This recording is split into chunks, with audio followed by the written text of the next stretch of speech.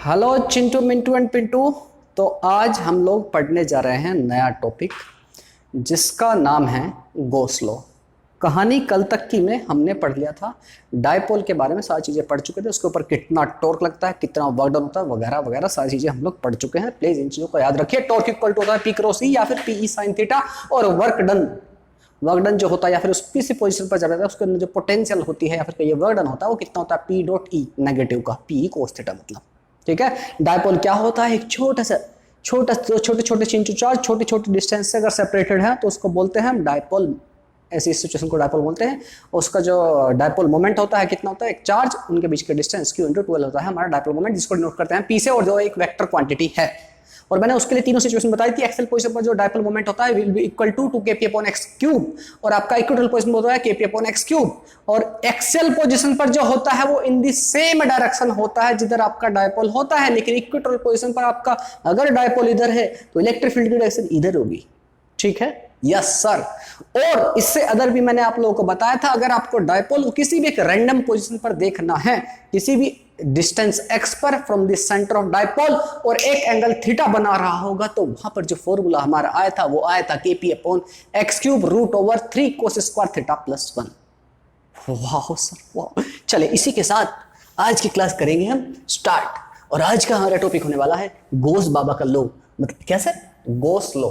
भाई सर हमको पता नहीं क्या सुनाई दिया, चिच्ची गंदा बच्चा है तू। तो आज का हेडिंग लगाइए गॉस बाबा का लॉ। ठीक है, गॉस को आप गॉसेस लॉ भी लिख सकते हैं। मतलब सर, अरे यहां पर अपोस्ट्रोफी लगा के ऐसे लग दो। ठीक है सर, लिख देंगे। देखो प्यारा बच्चा, यस सर, आप लोगों ने सीखा है अभी तक कि हम डिफरेंट हम इलेक्ट्रिक फील्ड कैसे कैलकुलेट कर सकते हैं। भाई एक पॉइंट चार्ज की वजह से इलेक्ट्रिक फील्ड कितना होगा हमने कैलकुलेट कर लिया। ठीक है, बिल्कुल सर। और इससे अदर भी दो चार चीजें हमने देखी कि भाई इलेक्ट्रिक फील्ड कितना हो रहा होगा।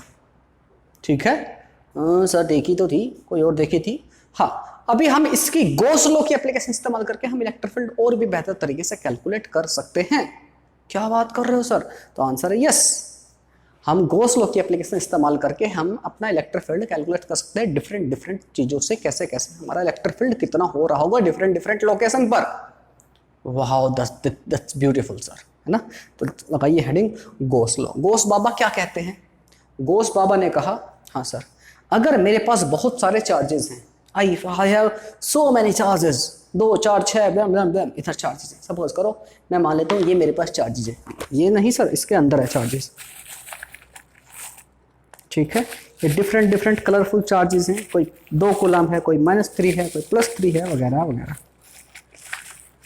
ठीक है, यस मास्टर जी दिखाओ तो सर, कहाँ है चार्ज? दिख तो रहे नहीं कहीं हमको। ये रहे चार्जेस, दिख रहे हैं, देख पा रहे हो? यस सर, ये चार्जेस हैं। तो बाबा जी ने कहा, किसने? कौन से बाबा जी? सर गॉस बाबा जी। गॉस बाबा जी कहते हैं हाथ नहीं छोड़ना, साथ नहीं छोड़ना, ऐसा कुछ नहीं कहा उन्होंने। गॉस बाबा ने कहा कि अगर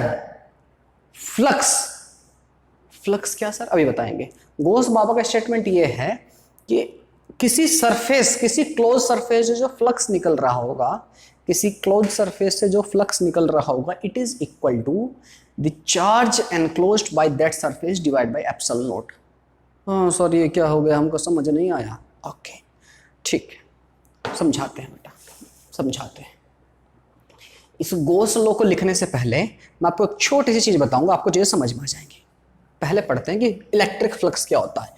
इस लॉ पे आने के लिए हमें कुछ चीजों को पता होनी चाहिए, जैसे कि आपका इलेक्ट्रिक फ्लक्स क्या होता है सर। ये इलेक्ट्रिक फ्लक्स बहुत ही आसान सी भाषा में आप समझ जाएंगे क्या होता है electric flux.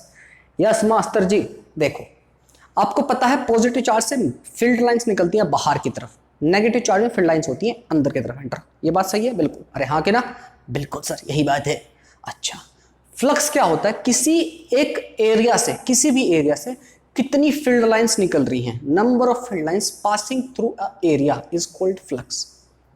Number of field, अरे इलेक्ट्रिक फील्ड लाइंस कितनी पास हो रही, जैसे मैंने कहा, मैंने कहा तुमने सुना, ये इलेक्ट्रिक फील्ड लाइंस है 1 2 3 4। ठीक है, मेरा कोई एरिया है, यहाँ से यहाँ तक रखा हुआ है, तो चुप, तो फ्लक्स कितना हो जाएगा? कितनी फील्ड लाइंस पास होंगी इसके अंदर से, घुसेंगी, कितनी निकलेगी सर? आप कहोगे 1 2 3 4, तो फ्लक्स की वैल्यू कितनी होगी? इतना आसान सर? अरे हाँ यार, यही है।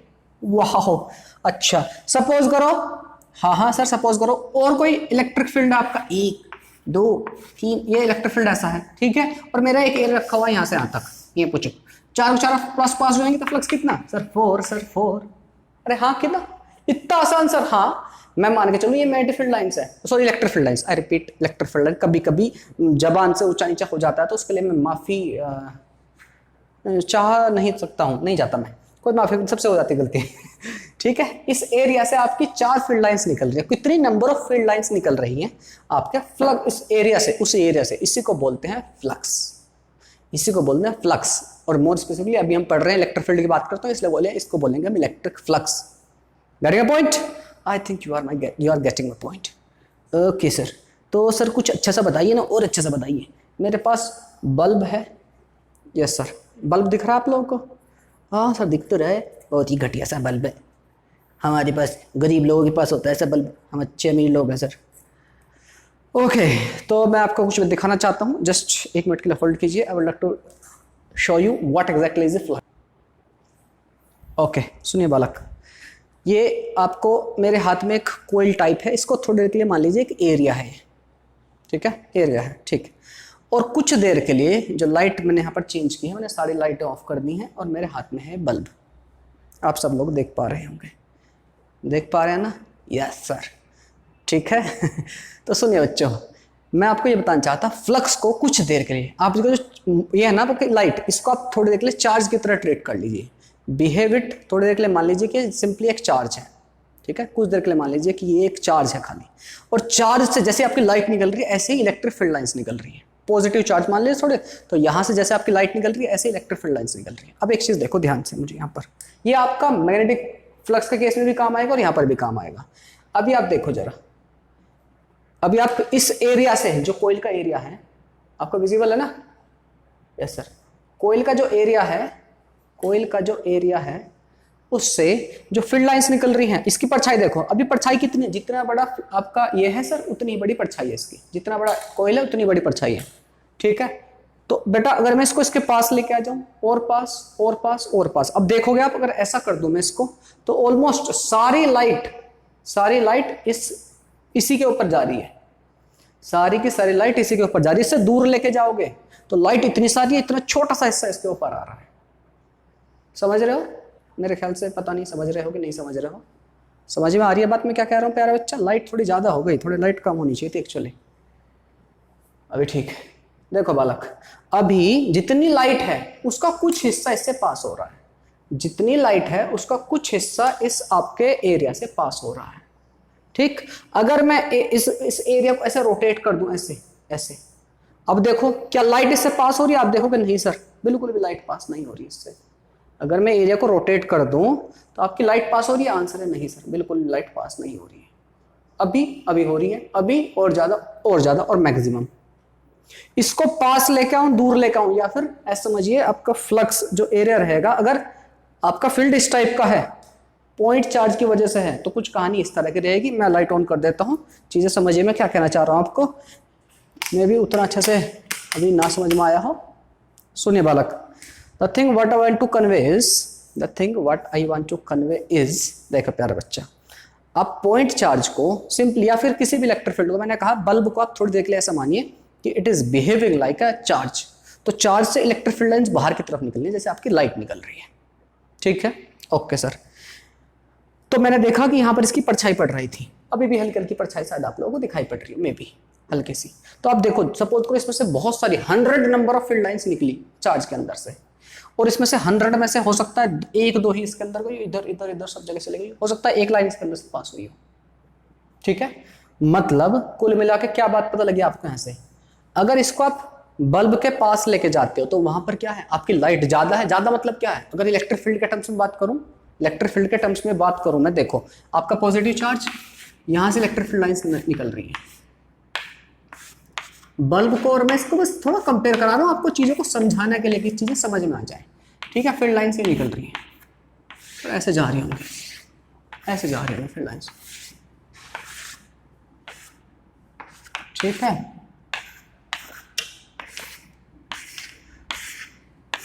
ऐसे फील्ड लाइंस।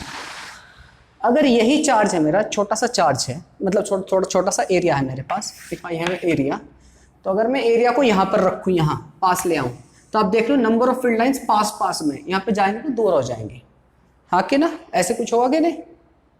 बिल्कुल सर, बिल्कुल सही बात है सर।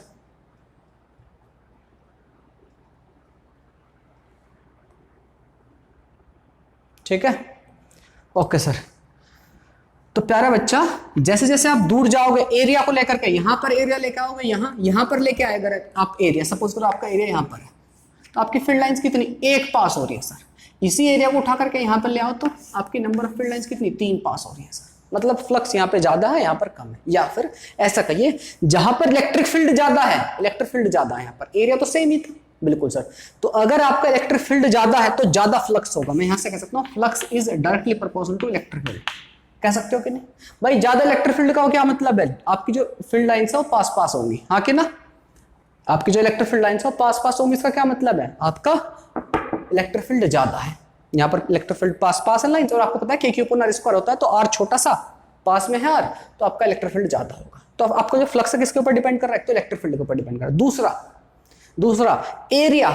अगर मैं इस कोइल का एरिया और बड़ा सा एरिया ले लूं, इसी को यहीं पर अभी एक लाइन पास हो रही है, अगर मैं इतना बड़ा एरिया ले लूं, इतना बड़ा, आप देखोगे बहुत सारी लाइन पास हो रही है, 1 2 3 4 5 लाइन पास हो रही है। मतलब दूसरी बात, फ्लक्स किस पर डिपेंड करेगा? आपका एरिया पर। ठीक है, आपका जो इलेक्ट्रिक फ्लक्स क्या बताया मैंने कि भाई किसी एरिया से कितनी फील्ड लाइंस पास हो रही है। अब मैं देख रहा हूँ किस किस चीज पर डिपेंड करेगा। आपने देखा सर, जितना ज्यादा स्ट्रॉन्ग फील्ड होगा उतनी ज्यादा नंबर ऑफ लाइंस होती है। मैंने आप लोगों को इलेक्ट्रिक फील्ड की लाइंस की प्रॉपर्टी हम पढ़ रहे थे, हमने देखा था। ठीक है, ओके। दूसरा किस पर डिपेंड कर सर? ज्यादा एरिया, ज्यादा बड़ा एरिया, उस पर ज्यादा लाइट पड़ रही होगी या फिर ज्यादा फील्ड लाइंस पड़ रही होंगी। बिल्कुल भाई, वो इसी बात में। बिल्कुल सर, दो चीजों पे। दूसरा, अब तीसरा फैक्टर सुनिए। यहां पर मेरी लाइट इधर रखी हुई है, आप इसकी परछाई आपको देख पा रहे होंगे। अभी सपोज को जितनी लाइट पड़ रही है इसके ऊपर, सब मैं मान लेता हूं 5 फील्ड लाइंस पास हो रही है इसमें से। अगर मैं इसको ऐसे रोटेट कर दूं, ऐसे फील्ड लाइंस पास हो रही है, मतलब लाइट कितनी पास हो रही है समझिए। लाइट के मतलब सिमिलर समझ लीजिए चीज को, लाइट इसमें से पास हो रही है। अगर मैं इसको ऐसे रोटेट कर दूं, ऐसे और ऐसे ले आऊं, तो अब फील्ड लाइंस पास होंगी इसके अंदर से। भाई लाइट पास हो रही है मतलब इसके अंदर से लाइट पास होगी, यहाँ पर परछाई बन रही है और आपका एरिया दिख रहा है। इतनी फील्ड लाइंस पास हो रही है। अगर मैं ऐसा कर दूं तो क्या फील्ड लाइंस पास हो रही है? क्या इसके इस एरिया के अंदर एंटर हो पा रही लाइन? आंसर नहीं।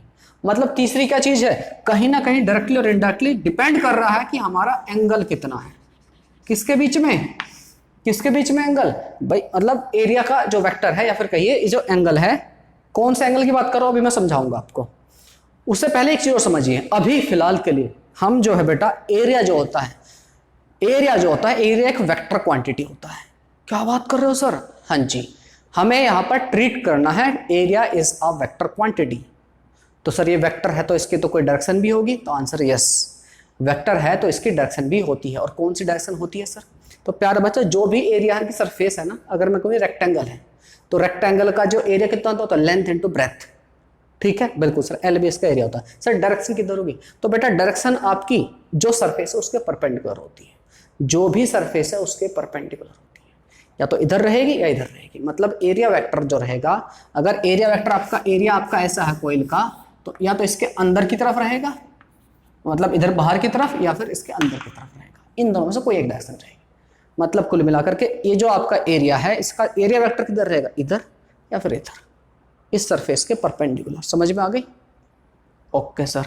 तो प्यारा बच्चा, अब एक बात बताइए, जब मेरा कोइल ऐसे है, लाइट ऐसे आ रही है या फील्ड लाइंस ऐसे आ रही है, तो एरिया वेक्टर की तरफ, मैं इधर की तरफ मान लो, बाहर की तरफ लेते हैं जनरली, जिधर से आप देख रहे हो बाहर की तरफ, तो एरिया वेक्टर अंदर की तरफ into the paper, area vector into the paper. ठीक है। और इलेक्ट्रिक फील्ड लाइंस कैसे है? वो भी इसके अंदर घुस रही है। लाइट जो है, लाइट को थोड़ी देख ले, इलेक्ट्रिक फील्ड लाइंस समझिए, वो भी इसके अंदर घुस रही है। तो एंगल कितना इनके बीच में?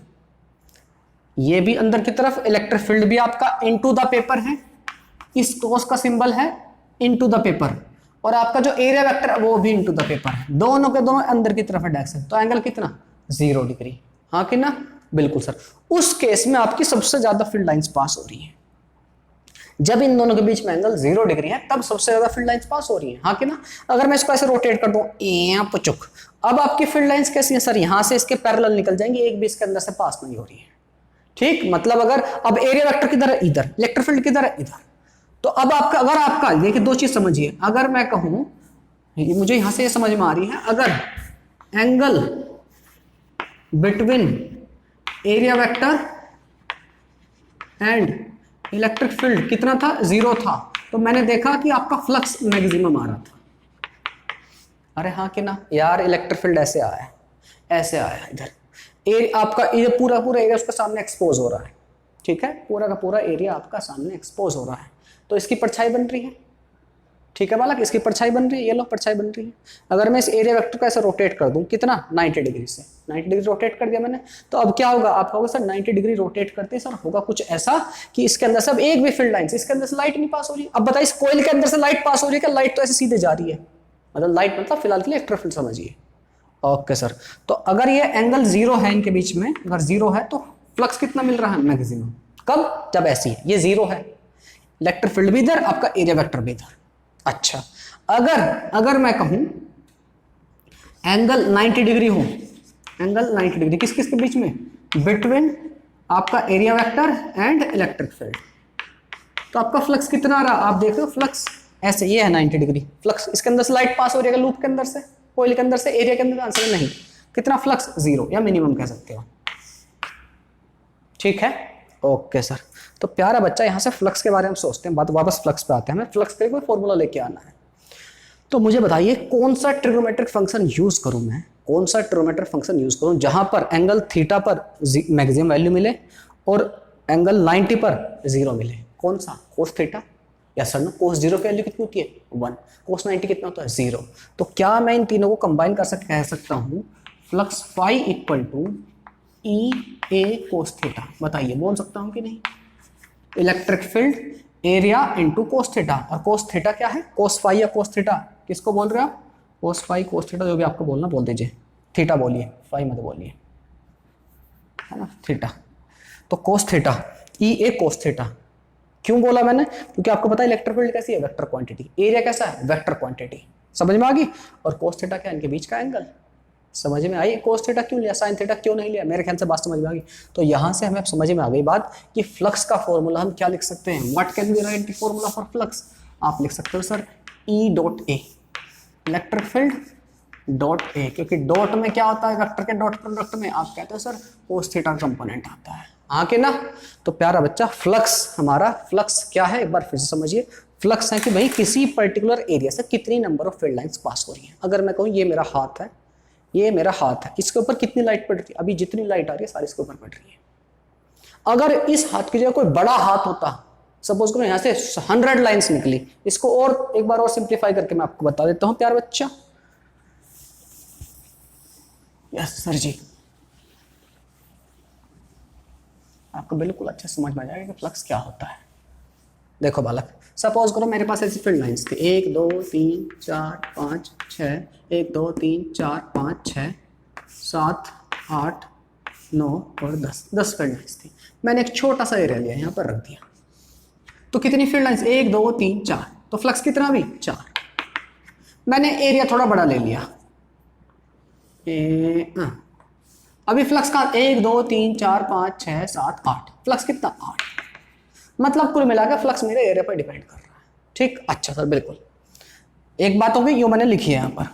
दूसरी बात, अगर इलेक्ट्रिक फील्ड ऐसा ना होकर के बहुत ही डेंस होता इलेक्ट्रिक फील्ड, ऐसी पास पास लाइन होती है, इसका क्या मतलब होता है, सर इलेक्ट्रिक फील्ड बहुत मजबूत है, ज्यादा फील्ड लाइंस। अभी एरिया तो इतना सही था मेरे पास जिससे 4 आ था, लेकिन इसी को अभी यहाँ पर रख दूं, इसी एरिया को उठा करके, तो कितना होगा 1 2 3 4 5 6 7 8, यहाँ पर फ्लक्स कितना 8।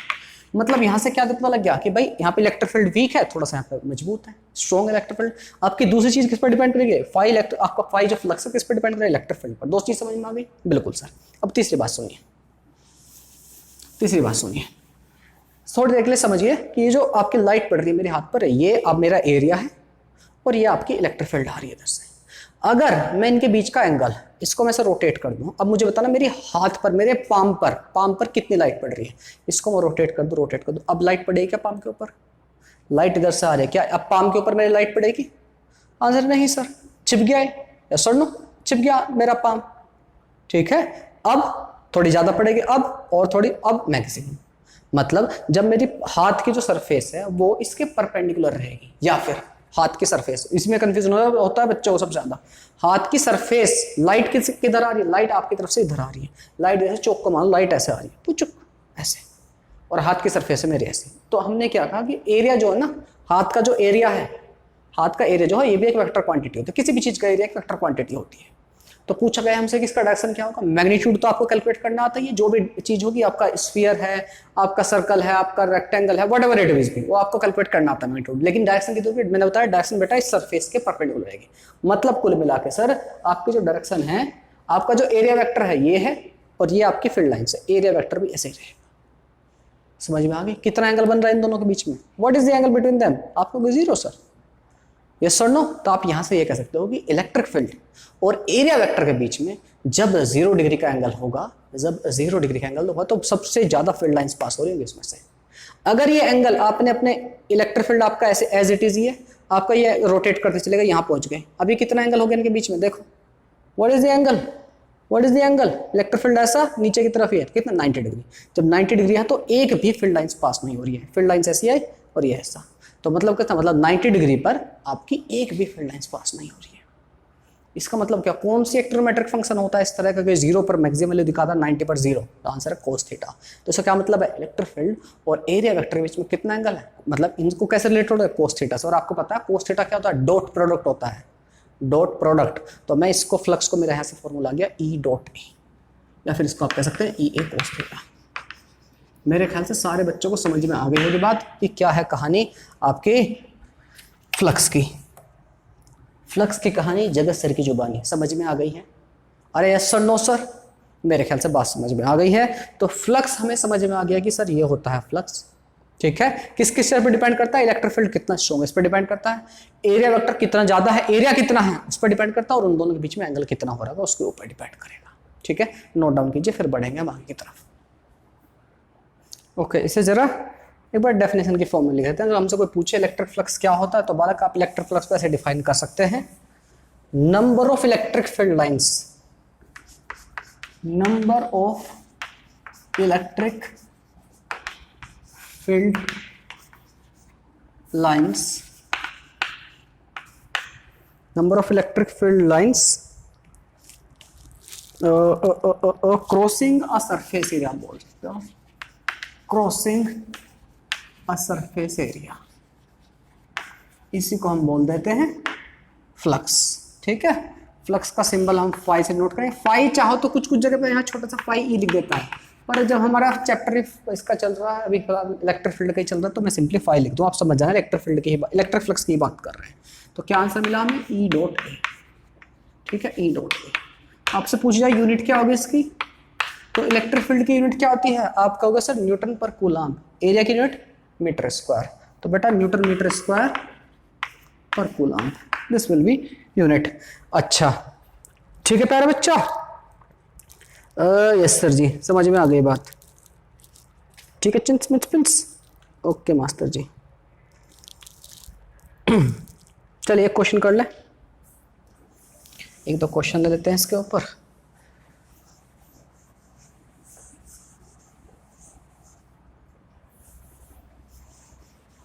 हाँ जी,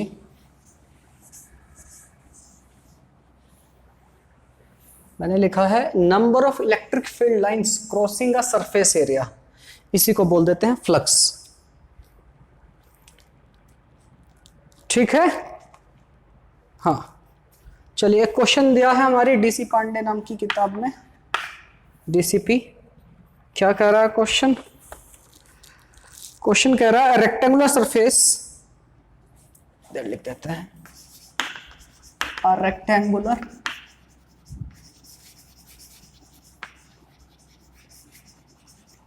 a rectangular surface of side 10 centimeter and 15 centimeter is placed inside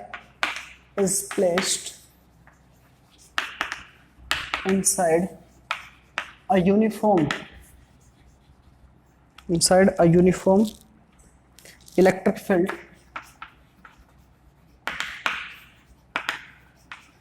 of 25 Newton per coulomb such that such that normal to the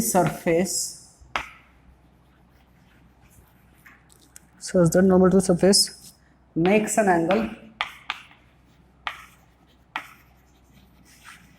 60 degree with the electric field, with the direction of electric field. ठीक है, okay. Find the flux, find flux through rectangle. देखिए कैसे होगा ये question. DC Pandey question है, हमारी प्यारी सी book DC Pandey साहब, एच सी वर्मा साहब की तरह ये भी अच्छे इंसान हैं यार, सारे अच्छे इंसान हैं। एच सी वर्मा थोड़े लेजेंड हैं, ज़्यादा बड़े एज कंपेयर, नहीं कंपेयर क्या ही करना सब किसी का। देखिए कैसे होगा। अभी गोसलो पे आए नहीं, अब हम गोसलो के ऊपर आएंगे, पहले हमें जाना जरूर था पहले। तो कह रहा है रेक्टेंगल है और इसके बीच में ध्यान से इस चीज को पढ़िए, क्या कह रहा है, such that normal to the surface, normal to the surface, surface के ऊपर जो परपेंडिकुलर है, मतलब एरिया वेक्टर की ही बात करती है इसमें। कितना बता रहा है, एंगल 60 डिग्री। अगर ये कहता कि अगर आपका 60 डिग्री एंगल के बारे में कहता, if electric field is making 60 degree angle with the surface, तो बेटा उस केस में आपको जो थीटा होता है वो 30 डिग्री होता, ना कि 60। Be careful about it. इस केस में आपका थीटा कितना है, थीटा इज आपका 60 डिग्री है, क्योंकि क्या कह रहा है, सरफेस के ऊपर जो परपेंडिकुलर है, normal to the surface is making an angle of 60 degree with electric field. तो ऑल गुड, जा सकते हैं सीधा। फ्लक्स इक्वल हमने क्या देखा है सर, ई डॉट ए, या फिर कहिए ई A cos theta. Electric field कितना है, 25 न्यूटन पर coulomb. Yes sir, 25 multiply area of rectangle कितना होता है sir, length into breadth, 10 into 15, तो 10 इंटू 15, और ये दोनों सेंटीमीटर में है तो इनको मीटर स्क्वायर में कन्वर्ट करो तो 10 की पावर -4 से मल्टीप्लाई करते हैं। एक इसके लिए 10 की पावर -2, 10 की पावर -2, 10 की पावर -4 होगा। कोस थीटा मतलब कोस 60, कोस 60 की वैल्यू होती है बेटा 1/2, तो आपका 25 इंटू 10, 1/2 लिखोगे तो 2 से कट जाएगा, 5 बचेगा, तो 25 इंटू 5 इंटू 15, मेरे ख्याल समझ लोगे। 10 यहाँ पर 1/2 लिखोगे तो 2 से कट जाएगा, इंटू 10 की पावर -4। इसको कट्टा पुट्टा करेंगे तो लगभग मेरे ख्याल से वैल्यू जो आएगी वो आएगी 1875 आई थिंक, 1875, 15 एक बार देख लेना बाकी, इंटू 10 की पावर -4।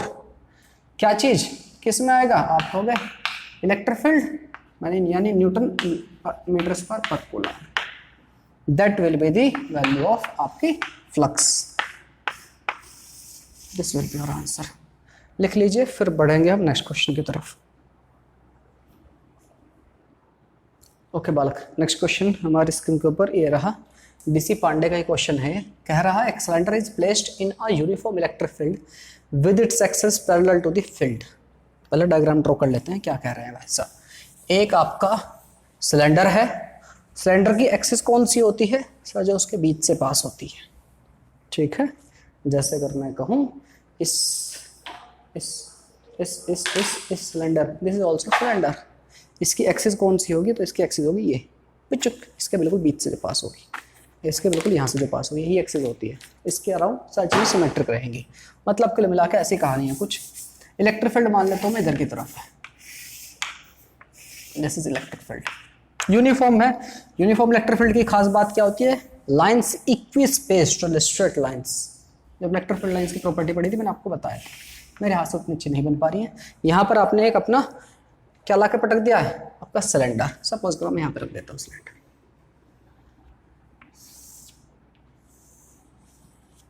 ठीक है। ओके सर, मैंने आपको बताया कि एरिया वेक्टर कैसा होता है, सरफेस से बाहर की तरफ होता है। तो अगर मैं इसके ऊपर देखूं, इस सरफेस का एरिया वेक्टर क्या होगा, एक ही वेक्टर नहीं होगा इसका एरिया, बहुत सारे रहेंगे। तो अगर यहाँ पर देखते हो बिल्कुल ऊपर, तो एरिया वेक्टर कैसा, ऐसा। यहाँ पर देखते हो थोड़ा बाहर, यहाँ पर देखते हो बिल्कुल बाहर, यहाँ पर ऐसे ऐसे एरिया वेक्टर इधर। समझ में आ रही है? अगर मैं कहूँ if you are treating this as a मैं आपको डायग्राम दिखा देता हूँ। अगर आप इसको आप बिहेव कर रहे हो, it is behaving like a area, आपका cylinder, this is a cylinder, ये सिलेंडर ही है। तो बालक इसका जो एरिया वेक्टर होगा सरफेस का, यहाँ पर ऐसा होगा, यहाँ ऐसा, यहाँ ऐसा, यहाँ यहाँ यहाँ, इस सरफेस के परपेंडिकुलर बाहर की तरफ। इस वाली सरफेस के लिए एरिया वेक्टर किधर होगा आपका, होगा सर इधर की तरफ। इस वाली सरफेस के लिए एरिया वेक्टर किधर होगा, इधर की तरफ। सरफेस से बाहर की तरफ लेते हैं, ठीक है? ओके सर जी। तो प्यारा बच्चा, ये जो आपका कर्व्ड सरफेस है तो इसके तो परपेंडिकुलर रहेगा, यहाँ पर यहाँ पर यहाँ पर सब जगह इस सरफेस के परपेंडिकुलर रहेगा। अच्छा, मैं 3 सरफेस में इसको डिवाइड कर लेता हूँ। इस सरफेस का नाम दे देता हूँ मैं, ये वाली जो सरफेस है ए, ये वाली जो सर्कल बन रहा है इसका सरफेस नंबर 1 दे देता हूँ नाम। ये वाली सरफेस का नाम दे देता हूँ सरफेस नंबर 2, और इसका नाम दे देता हूँ 3। लेट इट बी, चलेगा? इस वाली सरफेस का नाम मैं 3 दे देता हूँ, ये कर्व्ड सरफेस जो है। ओके सर, पहले मैं कर्व्ड सरफेस की बात करता हूँ। फ्लक्स ऑन कर्व्ड सरफेस कितना होगा, ठीक है? ओके सर, ये आपका एरिया वेक्टर देखे किधर होगा, एरिया वेक्टर इस सरफेस के परपेंडिकुलर, इधर इधर इधर सब जगह एरिया वेक्टर होंगे ऐसे। इलेक्ट्रिक फील्ड किधर जा रहा है सर, इधर से इधर इलेक्ट्रिक फील्ड जा रहा है इधर। Electric field is in this direction. Electric field आपका ऐसे है और एरिया वेक्टर है ऐसे। तो अब जरा थोड़ा दिमाग लगाइए और सोचिए कितना एंगल होगा इनके बीच में। What will be the angle between electric field and area vector? आप लोग सोच पा रहे होंगे मेरे ख्याल से, सबके दिमाग में आ भी गया होगा। यार एरिया वेक्टर कैसा है, एरिया वेक्टर ऐसा है, कभी ऐसा है, ऐसा है, ऐसा है। इलेक्ट्रिक फील्ड सदा ही कैसा, ऐसा। एरिया वेक्टर ऐसा ऐसा ऐसा ऐसा, कभी भी कैसा भी हो सकता है, ऐसे ऐसे रोटेट होता हुआ समझ लीजिए, अलग सरफेस पे देखो। लेकिन इलेक्ट्रिक फील्ड कैसा है, इलेक्ट्रिक फील्ड अंदर की तरफ ही। कितना एंगल है, 90 डिग्री। तो बालक ये जो थर्ड सरफेस है इसके ऊपर फ्लक्स कितना होगा, इलेक्ट्रिक फील्ड ई मान लेते हैं। एरिया जो भी होगा इसका जरूरत भी नहीं कैलकुलेट करनी, करना चाहते हो तो कर सकते हो, इनटू एरिया वेक्टर थर्ड वाले का जो भी होगा। इनके बीच में एंगल कितना है, तो आपको 90 डिग्री सर। EA3 cos 90, और cos 90 की वैल्यू होती है बालक 0, तो आंसर आ जाएगा 0। तो इस वाली सरफेस जो फ्लक्स होगा it will be equal to 0। मतलब इलेक्ट्रिक फील्ड लाइन सारी ऐसी जा रही है, फ्लक्स आपके जो आपका सिलेंडर जो है इसके इधर उधर कुछ भी आपके फील्ड नहीं निकलने वाली, इस एरिया के ऊपर कोई भी फील्ड एंटर नहीं करने वाली। समझ में आ गई बात? ओके सर, अब बात करता हूं मैं φ1 φ2 जो भी आपको ठीक लगे। φ1 की बात कर लेता हूँ। φ1 मतलब इस वाले सरफेस पर देखो इलेक्ट्रिक फील्ड लाइंस कितनी आ रही है। इलेक्ट्रिक फील्ड लाइंस कैसी होंगी सर, ऐसी आ रही है इलेक्ट्रिक फील्ड लाइंस इधर की तरफ। और आपका एरिया वेक्टर किधर है, मैंने बताया था सरफेस से बाहर की तरफ लेना है। एरिया वेक्टर आपका इधर है, A1 मान लेता हूँ मैं, और आपके इलेक्ट्रिक फील्ड लाइन से ऐसी अंदर की तरफ। तो एंगल कितना होगा, एक इधर एक इधर, कितना हो गया आपका, हो गया electric field into area. Area कितना होता है बाय द वे, ये क्या है, सर्कल कह रहे कितना था आपका, होगा सर πr²। फिलहाल मैं A1 लिख देता हूँ। इनके बीच में एंगल कितना आ गया, 180 डिग्री। तो आप कह सकते हो EA cos 180, और cos 180 की वैल्यू होती है -1। तो आप कह सकते हो E इंटू एरिया कितना, πr², कैपिटल R लिया ना, हाँ, इंटू cos 180 होता है -1, तो माइनस का सिंबल यहाँ पे लगा दिया। ठीक है बालक, तो फ्लक्स कितना आ गया मेरा, नेगेटिव ऑफ E πr²। ठीक है, क्या ऑप्शन में है, तो ऑप्शन में दिख तो रहा है सर। अभी रुक जाइए, अभी ये वाली सरफेस भी बची हुई है, सरफेस 2 भी बाकी है। ठीक है, सरफेस 2 की अगर मैं बात करूं, इफ हम speak about this surface number 2, इसमें देखिए आपका इलेक्ट्रिक फील्ड कैसा है सर, इधर की तरफ। इलेक्ट्रिक फील्ड तो यूनिफॉर्म है। एरिया वेक्टर कैसा बताया था मैंने सर, सरफेस के परपेंडिकुलर बाहर की तरफ। तो सरफेस के परपेंडिकुलर बाहर की तरफ ऐसे ही होगा। अगर आप इस बॉक्स के ऊपर देखना चाहो तो ऐसा सिलेंडर रखा हुआ है, इलेक्ट्रिक फील्ड तो इधर से इधर ही है, सदा ही ऑलवेज, यहाँ यहाँ यहाँ सब जगह। एरिया वेक्टर यहाँ पर कैसा, बाहर की तरफ। एरिया वेक्टर यहाँ पर कैसा, बाहर की तरफ। अब एरिया वेक्टर इधर है, इलेक्ट्रिक फील्ड इधर। कितना एंगल हुआ इस साइड पर, इस साइड पर कितना, 180 डिग्री। इधर देखते हैं, एरिया वेक्टर किधर, इधर की तरफ। इलेक्ट्रिक फील्ड भी किधर है, इधर। एंगल कितना, 0। एंगल कितना, 0। तो देखिए बालक, यहाँ पर आप कह सकते हो EA cos 0 बोल सकता हूँ मैं, हाँ कि ना। एरिया जो भी इसका एरिया कितना होगा sir, πr², electric field into πr², और cos 0 की वैल्यू होती है /1। तो ये रहा फ्लक्स। अब हमसे पूछा क्या है, find the total electric flux. तीनों को ऐड कर दीजिए, φ1 + φ2 + φ3, तीनों फ्लक्स को ऐड कर दो। कितना आ जाएगा, फाई टोटल, फाई नेट कह दीजिए या टोटल कह दीजिए, φ1 + φ2 + φ3, 0 माइनस का E πr² + πr², कितना होगा, 0। तो आंसर इज D4 डालें। तो आपका नेट फ्लक्स होगा लेस। ठीक है, नोट डाउन कीजिए, फिर आगे बढ़ते हैं। ओके, ये आपको मेरे ख्याल समझ में आ गया है। अब जरा देख लेते हैं अब गॉस लॉ क्या कहते हैं। इन सब के बाद ही हम गॉस पर आएंगे। अब इस तरह से बार बार इन्हें कैलकुलेट करना डिफिकल्ट भी हो रहा था, और एक हमारे साइंटिस्ट थे गॉस, उन्होंने कहा कि हम जो इस तरह से आप इलेक्ट्रिक फील्ड निकालो, फिर हम एरिया निकालें, फिर ये करें वो करें, हम उन्होंने इसके ऊपर एक्सपेरिमेंट किए, ठीक है, रिसर्च की और बताया। उन्होंने कहा कि भाई हमारा जो फ्लक्स होगा ना किसी भी क्लोज सरफेस से, जैसे ये भी क्लोज सरफेस थी, एक सिलेंडर क्या थी, पूरा क्लोज था ये। हाँ सर, ये कहते हैं कि जो नेट इलेक्ट्रिक फ्लक्स होगा थ्रू एनी क्लोज सरफेस, सीधा मैं स्टेटमेंट लिख देता हूँ, गॉस लॉ, गॉस बाबा का लॉ ये कहता है बालक, क्या कहता है कि अगर कोई क्लोज सरफेस है उसके ऊपर जो उसके अंदर से जितना टोटल फ्लक्स पास हो रहा होगा, it will be equal to, या लिख लीजिए, the net electric flux, the net electric flux through a closed surface, closed surface, ठीक है, surface is equal to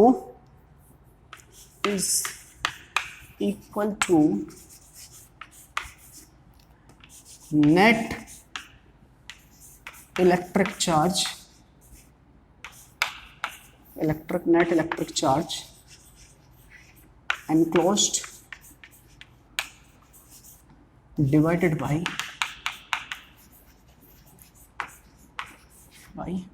epsilon naught. क्या मतलब है सर इसका, मैथमेटिकली समझिए। वो कहते हैं कोई भी जो फ्लक्स, अगर कोई सरफेस आपकी क्लोज सरफेस है, यहाँ पर अगर चार्ज रखा हो, सपोज करो Q1 Q2 जो भी रखा है, Q1 Q2 बहुत सारे चार्ज रखे हुए हैं, और सरफेस आपने मान लिया कि ये आपकी सरफेस है, यहाँ पर Q1 हो सकता है, Q2 हो सकता है, Q3 व्हाटएवर, टोटल जो इनका सम करके आ रहा है वो सपोज करो Q नेट आ रहा है, कैपिटल Q स्मॉल Q, जिससे भी आपका जिक्र है बना सकते हो। तो मैथमेटिकली ये कहते हैं, मैथमेटिकली भाई साहब ये कह रहे हैं जो फ्लक्स होगा phi will be equal to जितना टोटल चार्ज एनक्लोज है, कितना चार्ज एनक्लोज है आपका होगा सर Q नेट बोल दूं मैं इसको, डिवाइड बाय एप्सिलॉन नॉट, इसके बराबर। क्या बात कर रहे हो सर, इतना आसान आंसर है यस, इतना आसान कर दी इन चीजों ने। यहां पर अगर मैं इस डायग्राम में देखो तो Q नेट कितना, Q1 plus Q2 plus Q3, ये क्लोज्ड सरफेस। और आपको पता फ्लक्स होता क्या है बाय द वे, छोटा सा फ्लक्स देखो मैं, हमने देखा है इलेक्ट्रिक आपका जो फ्लक्स होता है सर ये होता है E डॉट ए, अगर मेरा एरिया वगैरह फिक्स है, अगर छोटे से एरिया में देखूं तो छोटा सा फ्लक्स कितना हो जाएगा, छोटा सा flux d5 will be equal to electric field into छोटा सा एरिया। इसको इंटीग्रेट कर दोगे तो आपको पूरा फ्लक्स मिल जाएगा, हाँ कि ना। तो यहां से मैं ये भी कह सकता हूँ E dot A, E dot D A, ds भी कुछ बुक्स में लिख रखा है सरफेस एरिया, कुछ बुक्स में एरिया एस से नोट कर रखा है, कुछ बुक्स में ए से नोट कर, जैसे आपको ठीक लगे, जैसे आपको ठीक लगे। आप चाहो तो ds लिख लो, आप चाहो तो E डॉट डी ए लिख लो, जैसे आपकी मर्जी हो, कोई प्रॉब्लम नहीं है, दोनों का मतलब एरिया ही है। इसको इंटीग्रेट करोगे क्लोज इंटीग्रल, सरफेस के ऊपर close integral will be equal to charge enclosed, कितना उस सरफेस के अंदर charge enclosed divide by epsilon naught. ये है हमारा गॉस लॉ मैथमेटिकल फॉर्म, यही है हमारा गॉस लॉ, ठीक है। हमने इसको वेरीफाई करके देखा कि क्या आंसर सही है, क्या गॉस भाई साहब ने जो बात कही है क्या वो सही है, ठीक है। तो हमने देखा कि हाँ सही है। एक छोटा सा एग्जांपल लेता हूं, सपोज करो इसका यूज क्या किया गया, इसका यूज फ्लक्स निकालने के लिए नहीं किया गया, इसका इस्तेमाल किया गया इलेक्ट्रिक फील्ड कैलकुलेट करने के लिए, इलेक्ट्रिक फील्ड कैलकुलेट करने के लिए। लेकिन ध्यान रहे प्यारे बच्चों, आपको इस गॉस लॉ को आपको कब लगाना है, जब हम इसका एप्लीकेशन इस्तेमाल करते हैं गॉस लॉ की। कहीं किसी जगह पर हमें इलेक्ट्रिक फील्ड कैलकुलेट नहीं हो पा रहा तो गॉस लॉ इस्तेमाल कर लो, हमें आसानी से निकल जाएगा। जैसे आपको पता है, रेक्टिफाई भी कर लेते हैं इसी को, आपको पता है एक पॉइंट चार्ज की वजह से r डिस्टेंस पर जो इलेक्ट्रिक फील्ड होता है कितना होता है, आपका वो सर k/r² होता है। ये मेरे को याद होगा आप सबको, ये कहोगे आप बिल्कुल सर। क्या अगर मैं गॉस से कैलकुलेट करूं तो भी आंसर यही आएगा? देखते हैं।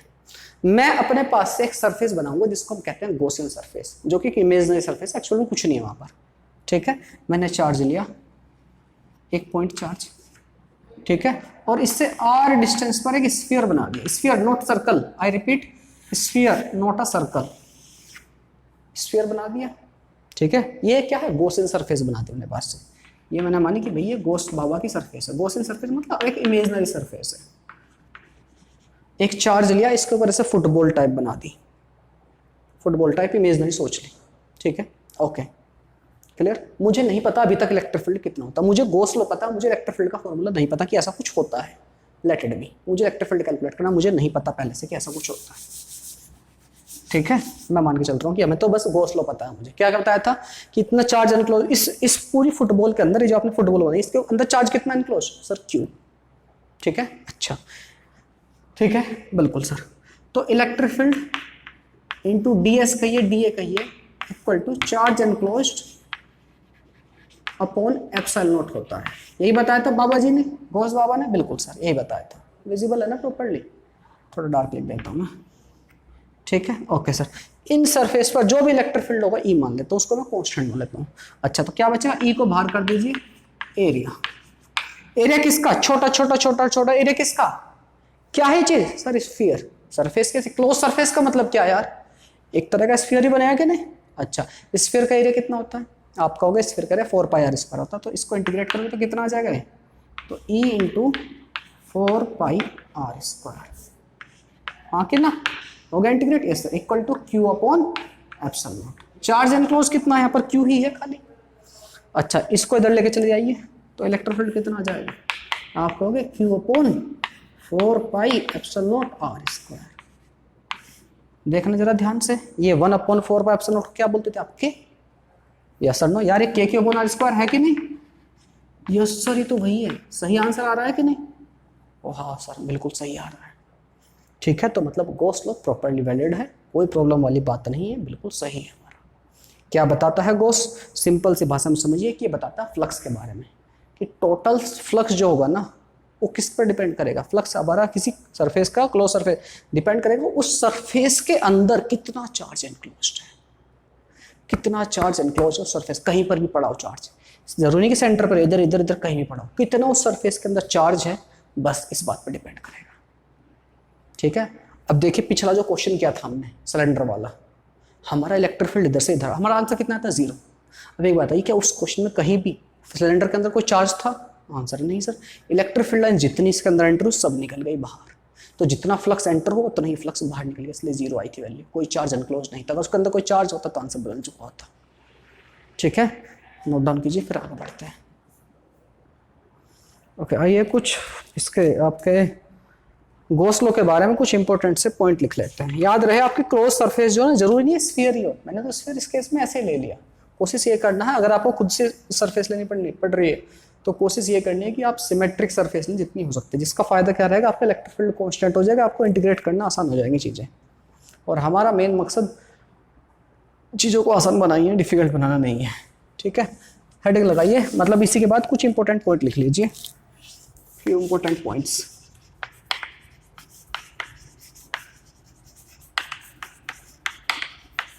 पॉइंट्स ऑफ गॉस लॉ क्या कह सकते हैं, it is true, Gauss law is true, Gauss law is true for any close surface, थोड़ा ठीक से लिखिए, इज ट्रू, अरे यार, फॉर एनी क्लोज्ड सरफेस, कोई भी क्लोज सरफेस हो सबके लिए एप्लीकेबल है, इररिस्पेक्टिव ऑफ इट्स शेप,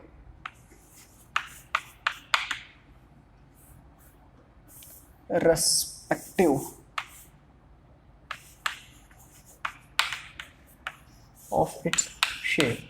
ऐसा नहीं है कि आपको हर बार स्फीयर ही लेना है, ऐसा कुछ नहीं, बस क्लोज सरफेस होनी चाहिए, ठीक है, ओके सर। और क्या कह सकते हैं, okay, the surface that we choose, इसको हम जो सरफेस चूज करते हैं, द सरफेस जो भी आप चूज कर रहे हो अपने पास से बनानी है आपको, सबके लिए अलग अलग हो सकती है। The surface which we choose is called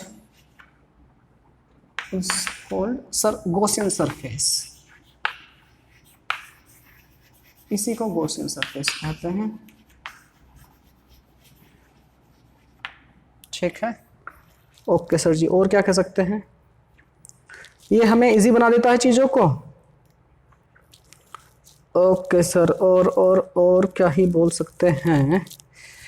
हाँ, और याद रहे बेटा, जो फ्लक्स है वो कंप्लीटली, जो फ्लक्स की बात कर रहे हैं हम, जो फॉर्मूला दिया है क्यू एनक्लोज्ड, वो केवल और केवल सरफेस के अंदर होना चाहिए। एग्जाम्पल के तौर पर अगर मेरे पास कोई सरफेस ऐसी उल्टी सीधी कोई भी सरफेस है, ठीक है, ओके सर जी, कोई उल्टी सीधी सरफेस है ऐसी, यहाँ पर चार्ज है Q1, यहाँ पर चार्ज है दूसरा -Q2, यहाँ पर चार्ज है Q3, यहाँ पर आपका Q4। अगर आपसे पूछा जाए कि सर इसके लिए आपका फ्लक्स कितना होगा, तो flux will be equal to Q4 से कोई लेना देना नहीं है। आपने गॉसियन सरफेस ये चूज की है। अगर आप गॉसियन सरफेस ये चूज करते तो तब Q4 का भी लेना देना होता है। तो अगर आपने चूज सरफेस ये की है तो आपका जो फ्लक्स कितना होगा, नेट चार्ज एनक्लोज्ड नेट, तो कितना Q1 minus Q2 plus Q3 divide by epsilon not. Q4 का कोई रोल नहीं सर, जब तक सरफेस के बाहर है तब तक कोई रोल नहीं। अगर सरफेस आप बड़ी चूज करते हैं, Q4 इसके अंदर होता तो तब आप कह सकते थे हाँ जी आप फ्लक्स इसकी वजह से भी है। ठीक है, मेरे ख्याल से बात समझ में आ गई है। इसके बाद हम कुछ क्वेश्चन लेंगे फ्लक्स इसके इसी के ऊपर। तो अगर मैं कहूँ एक क्वेश्चन ले लेते हैं, उसके बाद छुट्टी करेंगे। क्वेश्चन कह रहा है, यस सर, क्या कह रहा है क्वेश्चन? एक क्यूब है, एक क्यूब है, उसके सेंटर पर हमने एक चार्ज रखा है। एक क्यूब, इसके सेंटर पर हमने चार्ज रखा है। देखिए question, a charge Q is placed at center of a cube of side length A। आपको फाइंड करना, find the flux through each surface, या किसी एक सरफेस से find the flux through any one surface, किसी भी एक सरफेस से, वन फेस, सरफेस नहीं, वन फेस ऑफ क्यूब। एक मिनट लीजिए, सोचिए और बताइए। Take 1 minute. ओके, देखते हैं बालक कैसे वो क्वेश्चन कह रहा है। A charge Q, capital Q is closed, is placed at the centre of A cube of side length A। ठीक है, आपसे पूछा find the flux through any one face of cube. समझिए, हमारे अकॉर्डिंग टू गोस बाबा ने क्या कहा था, जो टोटल फ्लक्स होगा फाई टोटल कितना होगा, आप कहोगे सर जितना चार्ज एनक्लोज होता है, चार्ज एनक्लोज कितना, Q अपॉन एप्सिलॉन। ठीक है, अब आप थोड़े से इमेजिन कीजिए, एक क्यूब है, उसके सेंटर पर चार्ज रखा हो, चार्ज की थोड़ी जगह बल्ब सोच लीजिए, एक बल्ब रखा है, चारों तरफ लाइट फेंक रहा है, ऊपर नीचे चारों तरफ।